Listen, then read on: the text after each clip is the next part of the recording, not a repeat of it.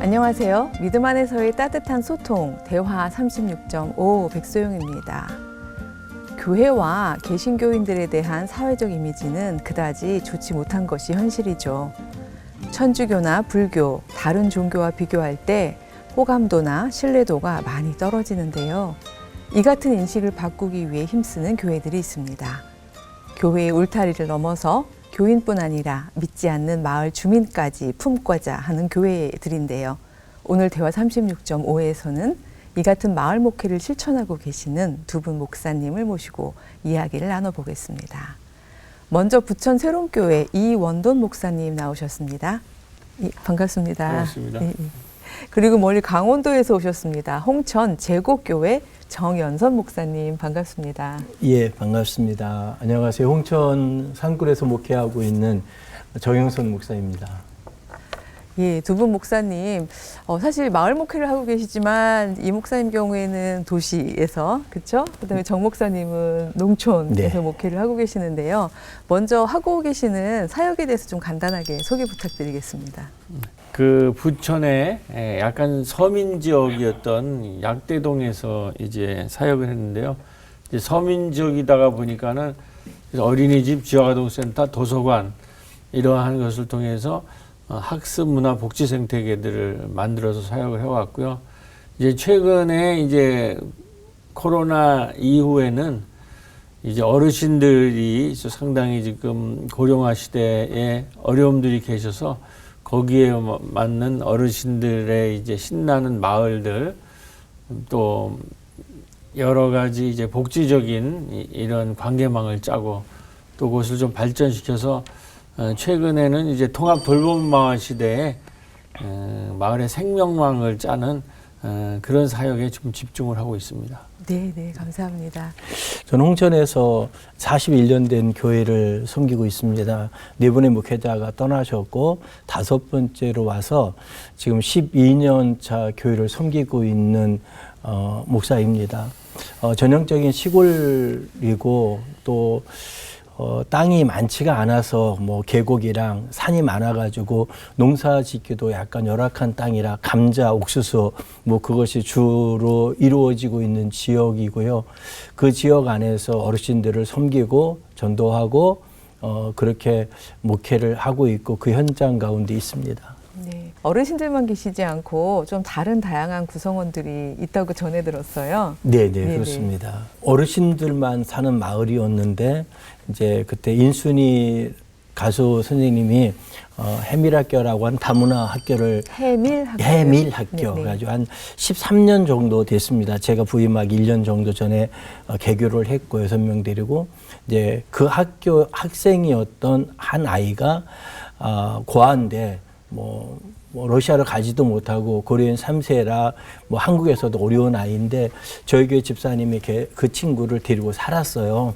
살고 같이 자녀들과 함께 키웠는데 러시아에서 선교사로 평신 선교사로 파송하신 분들이 한국에 몇 가정이 살고 있다가 이 아이의 이야기를 듣고 이 아이를 도와주기 위해서 저희 교회와 합류했습니다. 쉽지 않은 결정을 하셨네요. 예, 그렇게 해가지고 오셔가지고 이제 여자 자매가 영어를 조금 했었는데 그 자매가 영어를 하는 것 가지고 모여들기를 시작해서 이제 한 분, 두 분 모이다가 지금은 다문화 분들이 한 구역을 조직하고 예배드리고 또한 그들이 교회를 섬기고 그들이 전도도 하러 다니고 하면서 교회가 다문화 분들이 다른 나라에서 오신 분들이 한 10여 명 정도 예배를 같이 예배를 드리고 있습니다.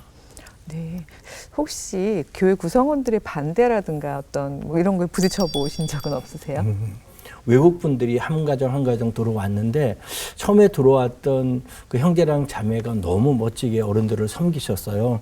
뭐 힘들면 가서 일도 좀 해주시고 자기네가 빵 만드는 거 가져와서 하고 어떨 때는 주일 식사도 음식을 만들어 가지고 와서 어른들을 섬기기도 하고 막 그 러시아 음식입니다. 그 뭐 샤실락이라고 하는 우리나라 바베큐가 비슷한데 그 샤실락이라고 하는 거 만들어서 초대해서 먹기도 하고 해서 이제 그러한 벽이 어른들이 외국 분들을 맞이하는데 받아들이는데 어렵지 않았던 것 같고 이제 여행을 하던가 그러한 문화, 그런 여건들을 교인들한테 자주 교육을 시켰고 보여주려고 노력을 했던 것 같아요.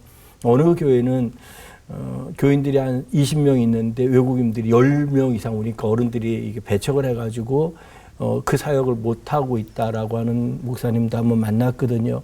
그러니까 실제적으로 언어가 다르고 말이 안 통하고 그러나 손짓 발짓으로 그들과 통하면서 만들어가는 과정이 처음에는 쉽지 않았는데 그래도 오신 분들이 저희한테는 굉장히 성숙했고 또한 교회 젊으신 분들이 그분들을 끌어안고 같이 가는 그 아름다운 모습이 있었던 것 같아요. 아, 네. 그래서 지금은 그 친구들이 이사 오던가 하면은 이삿짐도 알려주고 이제 집사님들이 차로 이동해가지고 물건도 해주고 뭐 필요하다고 단톡방에 올린 물건도 와가지고 챙겨주기도 하고 하면서 어떨 때는 형제같이 굉장히 그렇게 지내고 있어요. 그래서 실제적으로 러시아 팀은 형 그러고 이제 우리들도 브라더 그러면서 같이 지내고 있습니다. 네네. 그 낯섦이 이렇게 있긴 하지만 네. 그래도 나이 드신 분들 같은 경우는 또 젊음이 이렇게 또 수혈이 예. 될 때 예, 좋은 것 생기가 같아요. 있으니까. 예. 예. 사실 요즘에 마을 목회라는 개념이 또 신학적으로 막 또 네. 이제 부상을 하고 있긴 합니다만 그거보다 훨씬 전인 1980년대에 이미 네. 이제 마을 목회 개념의 사역을 하셨어요. 어떤 출발이 계기가 됐는지 궁금합니다.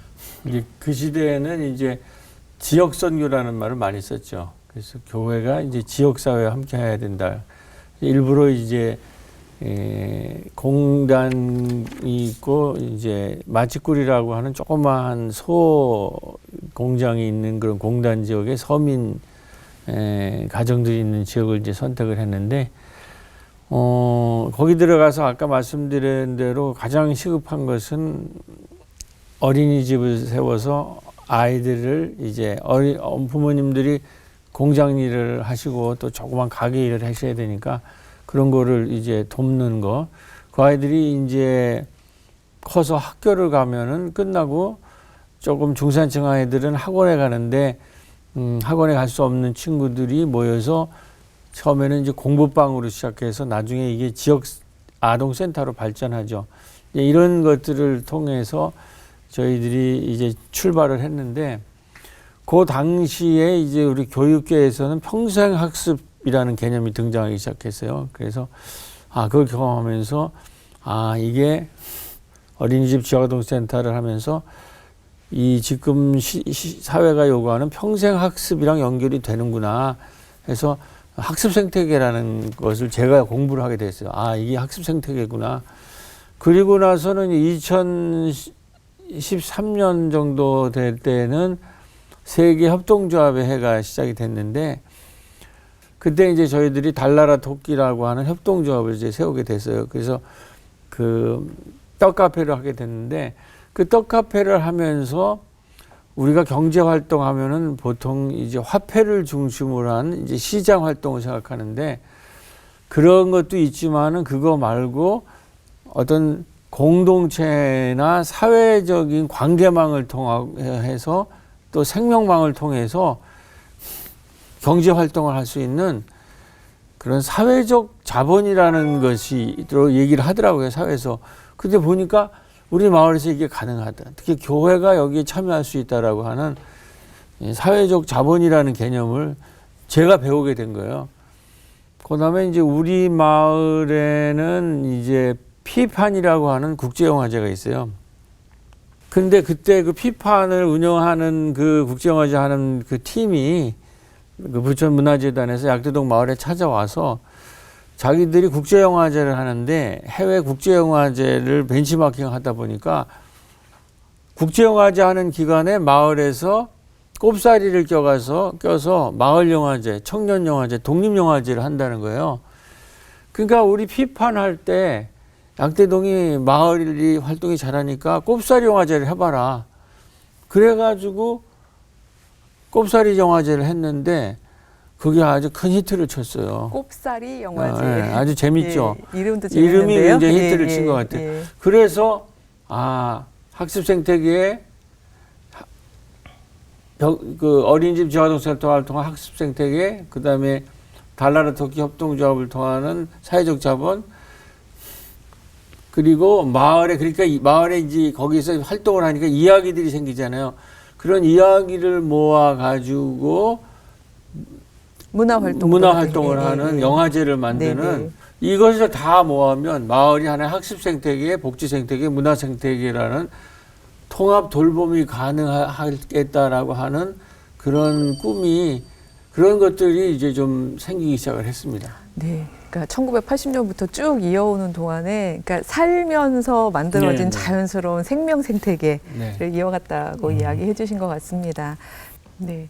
두 분 목사님 말씀 들어보니까 뭐 지역 주민들이 어떻게 반응하셨을지는 예, 뭐 안 들어봐도 너무 잘 아는 이야기인 것 같긴 합니다. 근데 글쎄요, 교회를 뭐 양적으로 번성했는지 이거 자체가 그렇게 크게 중요한 건 아니겠습니다만 또 교회 성장에 어떤 영향들을 미쳤는지 좀 듣고 싶습니다. 이 목사님.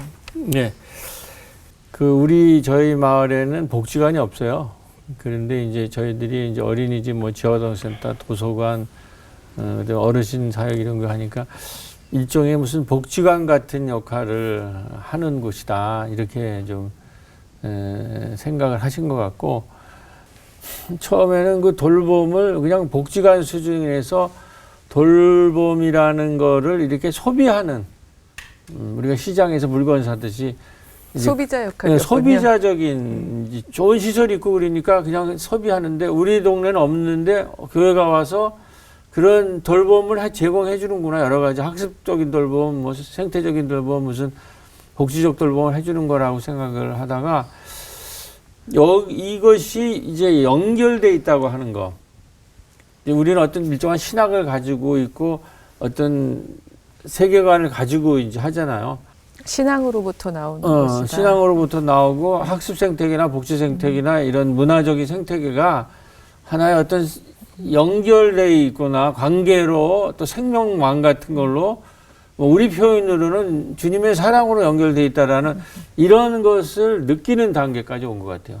그래서 일부는 참여를 하고, 일부는 이제 신앙의 영역에서도, 특히 어르신들 같은 경우는 이제 한 사건을 하나 말씀드리면, 어르신들한테 이제 교회로 나오라 하지 않고 우리가 부활절에 식사 준비를 하니까 그 식사를, 교회 예배 끝나고 식사할 때 오셔가지고 식사하시고 그리고 놀러 가시라고. 그러니까 식사는 우리가 준비한 거 같이 하고 예배는 나오라고 그러지 않고 그랬는데, 그 부활절날 한 7분이 예배를 드리겠다고 그래서 예배를 드리고 간가하신 거예요. 그 이후로 한 달에 한 번씩 어르신들이 한 7에서 10분 정도가 한 달에 한 번씩 참여하고 계세요. 이제 이게 몇십 년 만에 놀라운 기적이. 우리가 그거를 우리 교회에서 막 오시라고 한 게 아니라, 네네. 그래서 저는 이 마을 목회가 이 관계망과 소통망과 생명망으로 짤 때 자연스럽게 전도의 가능성이 있다. 물론 한 달에 한 번씩 예배 드리는 거지만 그거는 지금 잘 되고 있습니다. 그래서 여기에서의 청소년도 마찬가지일 거라고 보고, 앞으로 미래의 한국교회가 이제 코로나 이후에 이 마을 목회가 가야 될 길이 아닌가, 이런 생각을 하고 있습니다. 네, 네. 그러니까 뭐 교회 구성원이냐 비구성원이냐 이런 거에 대한 어떤 관심도보다는 서로 자연스럽게 스며드는 이런 네. 과정이 중요하다는 이야기를 네, 해주신 네. 것 같습니다. 네. 사실 목사님도 그런 역할을 하고 계시다는 생각이 드는 게요. 마을에서 목사님 별명이 커피 목사라고 그러시던데 예. 어쩌다 이런 별명을 얻게 되셨어요? 처음에 이제 교회를 갔는데 교인들이 뭐라고 할까요? 자존감이 다 무너졌고, 어른들밖에 없고, 목회자가 4번이나 떠났고 5번째 왔으니까 저를 신뢰하지 않았던 것 같아요. 그러니까 목사님 얼마 있다가 인사가 얼마 있다 목사님 영전하셔야죠. 다른 데 가셔야지가 교인들의 인사였고, 동네 분들도 그게 인사였어요. 그래서 나는 안 떠날 거다. 나는 은퇴할 때까지 여기서 있다가 갈 거다고 하는 인식을 심어주는데 한 7, 8년 걸린 것 같고요. 어르신들이 돌아가시면은 교회가 점점 죽으니까 어떻게 할까 하다가, 야, 내가 교인들을 실망하면서 전도를 좀 해야 되겠다. 일주일에 하루는 현장을 제가 교인들뿐만 아니라 어르신들을 만나는 일을 해야 되겠다 생각해서 아침에 이제 하루를 정해서 아내랑 둘이 커피, 여름에 한 5월부터 10월까지는 냉커피를 시원하게 만들고요. 생우유를 한 80% 집어넣어가지고 통에다 가져가서 한 250잔 정도를 가지고 나가고 11월 달에는 김장하러 자녀들이 집에 다 와요. 그래서 그때는 김장하는 가정들을 만나면서 차로 대접하고 그다음에 이제 12월 달부터 4월 달까지는 생강으로 한방차를 만들어 가지고 하는 일들을 11년 동안 빠지지 않고 했던 것 같아요. 그러니까 11년 동안요. 네, 그러니까 아침에 딱 출발하면서 시작해가지고 코스가 정해져 있어서 거의 한 50km를 차로 다니고 있거든요. 그러면은 이제 커피가 안 오면은 왜 커피 안 가주냐고 전화도 오고 목사님 여기 모여 있다고 빨리 오시라고 이야기도 하고 하면서 했고 교인들 집은 찾아가면서 밖에서 기도해주고 제가 커피랑 건빵을 하나 갖다가 바치건 논이건 그 다음에 뭐 모여 있는 곳은 차로 다니면서 그렇게 한 게 한 11년 동안 하다 보니까 근데 동네에서 행사가 있으면은 연락이 와요. 목사님 무슨 행사가 있어요? 커피 가져라는 이야기예요. 그럼 커피 타가지고 가서 케이터링 서비스도 하시고. 네, 그렇게 해서 다 그렇게 해서 하고 뭐 면에서 큰 행사가 있으면은 교인들과 함께 한 1000여 잔 만들어 가지고 가서 면 행사도 하니까 이제 그 커피 맛이 좀 독특해가지고 이 커피는 제국교회 목사님 커피니까 제국교회 목사님 커피로 그냥 이름이 좀 붙어버렸어요. 특허 내셔야 되겠는데요. 네, 특허 내야 될 그런 그래서 이제 그것이 전개가 돼서 교인들이 많이 오고 이제 동네 사람들도 교회 가려면 제국교회 가라고 하고 저희는 귀농은 없어도 귀촌하신 분들은 제법 있어요. 근데 그분들이 가나안 성도처럼 왔다가 교회를 안 나가고 숨어 계시고 안 다니는 분들이 그런 이야기를 듣고 한 번 한 번 등록을 하기를 시작했고 그 다음에 한 10여 년 동안 세례를 준 사람이 38명이에요. 그러니까 그분 가운데 돌아가신 분도 있고 현재 나오시는 분도 있고 그렇게 하면서 교회가 소문이랑 동네 사람들과 어우러지는 것들을 잘 진행되어진 것 같아요. 그래서 이제 교회에서 동네 분들은 그러니까 우리 목사님이라 교회 안 다녀도 우리 목사님이라고 그래서 한 번은 이제 교회가 공간이 작아서 사택을 빼야 되는데 마을에 집이 없어가지고 한 7, 8km 다른 동네로 이사를 가려고 했었어요. 근데 동네 사람들이 들고 일어나가지고 못 갔어요.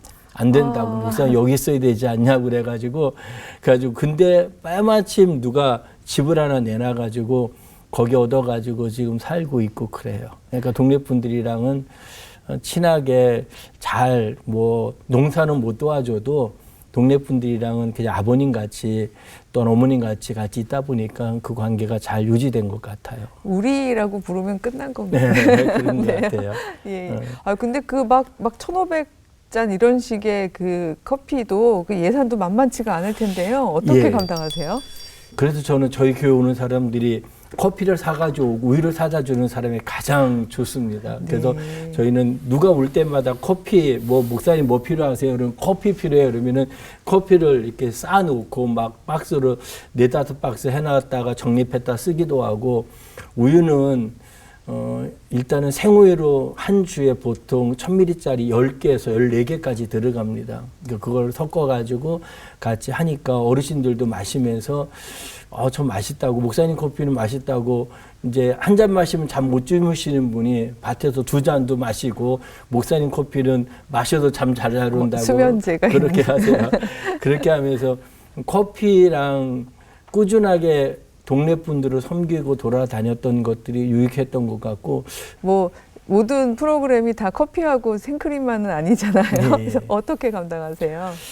처음에 왔을 때 이제 시골교회 왔는데 너무 지저분하더라고요. 그래서 교회가 사람이 와서 깨끗해야 되고 정리가 되어 있는 거랑 그다음에 뭐 그런 것들 때문에 주변을 혼자서 막 청소를 하기 시작했던 것 같아요. 근데 뭐 말뚝도 받고 뭐도 봤는데 마사토 한차 볼 게 없어가지고 하나님 어떻게 할까요? 라고 하면서 하나님께 좀 한탄하기도 하고 땡깡을 좀 부렸던 것 같아요. 하나님 저걸 이곳에 보냈는데 하나님 돈도 주십시오.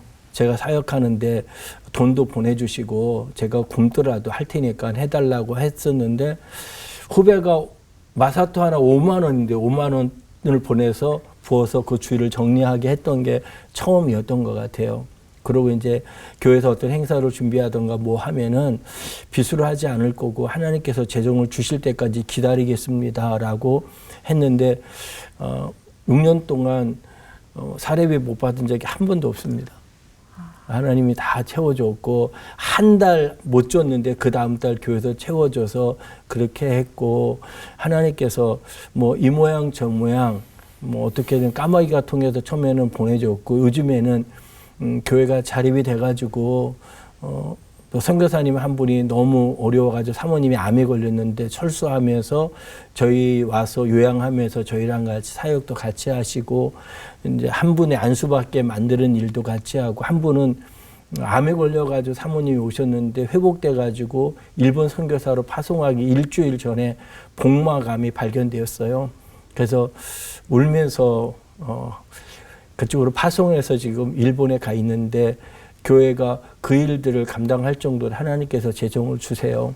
뭐 그냥 교인들도 뭐 헌금하라 설교를 제가 여태까지 한 번도 안 한 것 같은데 같이 공동체 와서 마음이 모아지니까 그 일을 같이 하게 하셨던 것 같고 할 수 있었던 것 같아요.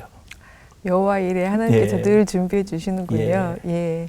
그 제국교회가 그 제공리에 존재함으로써 네네. 예, 그 공간이 많이 바뀌었을 것 같다는 생각이 드는데요. 네. 예, 어떤 긍정적 변화를 주셨다고 생각하세요? 처음에 제국교회 다니는 사람들이 동네 사람들이 뭐라고 얘기했냐면은 교회 다니는 사람들이 다 생활보호 대상자밖에 없다. 교회가 이제 뭐 문제가 좀 있어가지고 자존감도 낙후되어 있고 그러고 가난한 사람들만 모여 있다라고 하는 인식들이 동네 사람들이 계속 들어왔던 것 같아요. 뭐 젊은 목사 뭐 50대 초반에 갔으니까 와서 뭐 하겠냐라고 했는데 제가 교회에서 아까 목사님 말씀하신 대로 뭐 마을에 밥을 해주던가 아니면은 어떤 사업 프로젝트를 하던가 하려고 해봤는데 사회에서 주는 것 이상을 우리가 더 해줄 수가 없겠더라고요. 경로당에 가면은 뭐 점심 한 끼 차려주기도 하고 먹고 가는 것들이 있고 하는데 그래서 제가 어른들의 마음을 조금 공감한 거는 그냥 있는 것들 가지고 수시로 찾아다닌 것 같아요. 동네 분들이 어려웠고 힘들면은 가서 찾아가고 아프시면 병원도 가고 장례 당하면은 조이금 가져가서 같이 앉아서 먹고 마음 달래고 오고 했던 일들. 그다음에 뭐 마을에서 잔치를 하던가 하면은 양복 입지 않고 그냥 작업복 입고 와서 고기 굽는 일에 가가지고 한 2시간 동안 고기 고다주고 그러고 와요. 제국교회에서는 제국리에서는 고기 잘 굽는 목사가 접니다. 커피도 잘 내리시고. 그러니까 이제 동네에 일하면은 네. 옆에 앉아서 그냥 꾸준하게 그거 해주고 그렇게 하니까 마을 사람들은 목사님 또 고기 구세요. 그래서 내가 할 수 있는 게 이거밖에 없어요. 그러면은 와서 그러고 하면서 아까 말씀하신 대로 이제 그분뿐 아니라 동네 다른 동네도 제국교회 목사님하고 서로 우리 목사라고 하는 것들이 제가 보기에는 동네 인식이 굉장히 많이 바뀌었다고 지금은 봐요. 그래서 교회를 바라보는 거나 그래서 이제 요번에 11월 마지막 주가 교회 창립주일이었는데 동네 분들이 한 50여 분 정도 와서 예배 드리고 갔어요. 저희 교인들이랑 그래서 밥도 먹고 그분들 같이 음식 나누고 예배도 다 드리고 그래서 교회 특별한 날에는 보통 한 20-30분 정도는 와서 같이 예배 드리고 헌금도 몰래 주문한다 해서 5,000원, 10,000원씩 하고 갑니다. 자기 인식이 훨씬 더 적극적이고 긍정적으로 바뀌게 교회 다니시면 많이 바뀌었습니다. 그런 계기가 됐네요. 예, 양대동에 있는 새로운 교회는 어떤 변화를 일으켰을까요? 특별히 저는 감사한 건 이제 통합 돌봄이나 마을 돌봄이라는 것이 있어서 이것이 그냥 개인적인 단위로 뭐 자기의 영웅의식 이런 게 아니라 이것이 하나의 공동체를 이루어야 된다. 돌봄의 일종의 저는 마당이라는 개념을 많이 쓰는데 하나의 마을의 마당, 교회와 지역사회 안에 그 중간에 그 마당이 지금 제가 보기엔 형성이 돼 있거든요. 근데 지금 사회에도 돌봄과 마을이라는 개념이 하면서 통합 돌봄이라는 거니까 이게 유기체로 하나의 마당과 관계망과 소통망이 되고 이것이 궁극적으로 생명망까지 가야 된다라고 하는 이러한 것들을 소통하기가 굉장히 좀 쉬워졌고 많은 사람들이 조금 변화도 생기는 것 같아요. 우리 마을에서는 그 통합돌봄 모델링을 하면서 부천시에 지금 각 도시마다 지속가능 협의회가 있거든요. 이건 유엔의 그 사회적 연대 경제라고 하는 국제 조직에서 지속가능 협의회에서 거기에서 마을 교육을 하는데 이제 우리 사례를 가지고 부천에 가서 이제 강의를 하게 되고 또 마을 활동하는 사람들이 모여서 하고 최근에 그분들이 모여서 마을 대학도 만들고 있어요. 하여튼 그런 흐름들을 가능해지고 있고 부천시의 지속협의회에서 돌봄 선언이 나왔고 약대동은 돌봄 마을 협의회들을 만들 준비 세미나가 이루어지고 있어요. 그래서 아까 말한 여러 가지 좀 이런 좋은 환경에서 부족한 것도 이런 흐름들, 돌봄 마을, 돌봄 교회, 통합 돌봄, 이런 흐름 속에서 정말 우리가 신앙의 성서에 다 나와 있거든요.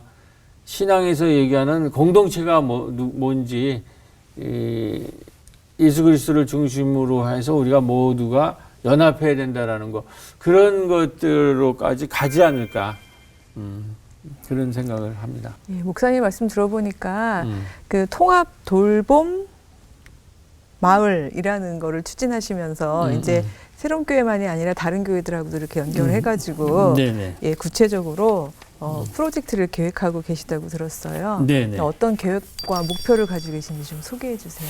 이게 지금 이제 사실 굉장히 중요한 건데 통합 돌봄 법이 국회에서 통과가 됐습니다. 그러니까 이제는 읍면동 단위에서 돌봄을 하면 이거를 지원하겠다. 통합 돌봄 지원법이. 그리고 이제 26년에 이게 이제 시행이 돼요. 그런 것들이 있을 때 그때 아까 말했듯이 꼽사리 영화제가 성공하면서 세 교회가 꼬비 심야 식당을 같이 한 그 전통을 갖고 그 세 교회가 중심으로 해서 커뮤니티 케어 모임을 했거든요. 네. 연대 모임이 있었는데 요번에 요번에 끝나고 돌봄 마을 그거 한다니까 거기에 있는 목사들, 안수 집사님들, 장로님들이 모여서 약대동 통합 돌봄 지원 통합 돌봄 협의체를 그분들이 중심으로 해서 돌봄 세미나도 하고 이제 그 협의체를 만들 생각을 하고 있어요. 근데 결론적으로 뭐냐면 앞으로 우리 사회가 돌봄 민주주의로 가야 된다. 이제 국가복지 시대가 코로나19로 근대 사물에 한계가 왔기 때문에 돌봄 민주주의로 가자라는 얘기가 나오면서 국가도 실패하고 시장도 실패해서 앞으로는 읍면동 단위의 마을이라는 공동체가 돌봐야 된다라는 게 이게 결론이에요. 지금 하여튼 저희로서는 그것도 우리가 좀 감당해야 될 몫이다 그런 생각을 좀 하고 있습니다. 그 약대동에서 그 돌봄 프로젝트가 일어나는 모습들을 예, 제일 먼저 보여주시겠네요. 뭐 어떻게 될지는 모르겠지만 기대를 하겠습니다. 예, 다각도로 지금 이제 그런 그룹들이 모여서 뭐 토론하고 또 뭐 방문도 하고 이렇게 하고 있습니다. 네. 예. 그 제곡리는 네. 예, 그 제곡교회만이 아니라 혹시 다른 교회들하고 연대해서 뭔가 네. 계획하고 있는 게 있으실까요? 이제 요즘에 목회자들이나 시골이나 다른 데도 만나면 목사님들이 뭐라고 할까요? 그냥 좌절하고 있고 포기하고 있는 현실들이 되게 많습니다. 그러다 보니까 이 주위의 교회들과 함께 그러한 것들을 팀을 이루는 것이 저는 교회가 또한 마을을 살릴 수 있는 가장 중요한 일이라고 생각을 해요. 그러다 보니까 지역 교회들과 함께 계속 이야기를 하고 있고 만나서 목사님들과 만나고 있고 교회와 교회가 연합되지 않으면 지역이 변화될 수 없고 교회와 교회가 팀을 이루지 않으면 복음 전도에 가장 큰 장애가 될 거라고 저는 생각하고 있습니다. 네.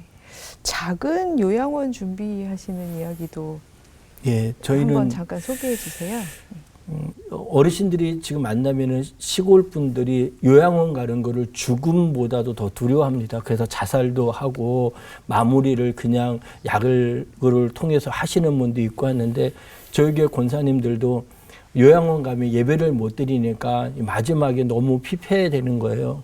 그래서 어르신들이 마지막을 여기에서 예배하고 천국을 소망하면서 가는 곳을 만드는 것이 제 목회의 마지막 어떠한 일일 것 같다고 생각해서 교인들과 함께 그 일을 준비하고 있습니다. 그래서 교인들이 사회복지사도 따고 요양보호사도 따고 인력 준비는 됐는데 재정이 안 되다 보니까 요양원을 만들어서 작게 가족처럼 돌볼 수 있는 거를 놓고 교인들과 함께 계속 기도하고 있습니다. 네, 굉장히 중요한 사역이라는 네, 생각이 너무 드는 것이요. 중요합니다. 시골에서는. 네, 인간이 마지막까지 존엄하게 인간으로서 그렇게 해야 됩니다. 죽을 수 있어야 하는데 예. 그 부분을 교회가 감당해줘야 돌봄의 됩니다. 돌봄의 주체가 되어준다는 건 너무 귀한 사역인 것 같습니다. 예.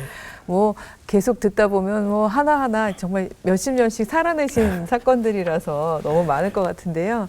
지금 마지막으로 아주 짧게 우리 보고 계시는 시청자분들께 남기시고 싶은 이야기 있으시면 부탁드리겠습니다. 이 목사님. 지금 교회라는 건물 또 교회의 크기에 지금 너무 한국 교회가 지금 그동안 갇혀 있어가지고 사회에 많은 비난의 대상이 됐는데 지금 뭐 하여튼 우리가 탄핵 같은 것도 경험했는데 탄핵 이후에 한국 사회, 한국 교회를 바라볼 때 이제는 건물과 크기에서 나오셔서 마을로 지역사회로 나오시고 마을로 나오셔서 교회는 마을을 살리고 마을은 교회를 살리는 그리고 그 마을에서 작지만 영향력 있는 마을을 영향력이 있는 교회가 되는 그래서 물질이 풍요로운 사회가 아니라 생명과 돌봄이 풍요로운 그런 새로운 교회를 이제 꿈꾸면서 우리가 이제 코로나와 탄핵 이후에 한국 교회와 사회와 마을을 만들어 나갔으면 좋겠습니다. 네, 감사합니다. 정 목사님. 저는 포기하지 않았으면 좋겠어요. 그러니까 한 1년 하고 뭐 몇 년 하다가 중간에 포기하지 않고 하나님이 주신 일을 끝까지 감당하면은 하나님께서 거기에 분명히 하라하신 것이기 때문에 열매가 있을 거라고 봐요. 뭐 전도도 1년 하다가 또 방법을 바꾸고 뭐 바꾸고 계속 어떤 바꾸는 게 아니라 이것이 지역에 맞다고 하면은 포기하지 않고 달려가는 일이 있으면은 그 지역과 교회가 같이 살아날 것이고 또한 힘을 얻을 수 있을 거라고 저는 생각하고 있습니다. 감사합니다. 믿음 안에서의 따뜻한 소통, 대화 36.5. 오늘은 마을 목회에 대해 이야기를 나누어 봤습니다. 우리의 신앙은 오직 하나님과 나, 이 관계에서만 그치는 것이 아니라 내 주변으로 뻗어 나가야 한다고 하죠. 교회도 마찬가지입니다.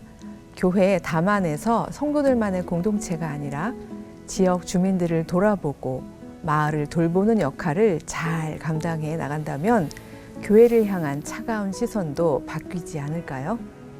함께해 주신 두 분 그리고 시청해 주신 여러분 고맙습니다.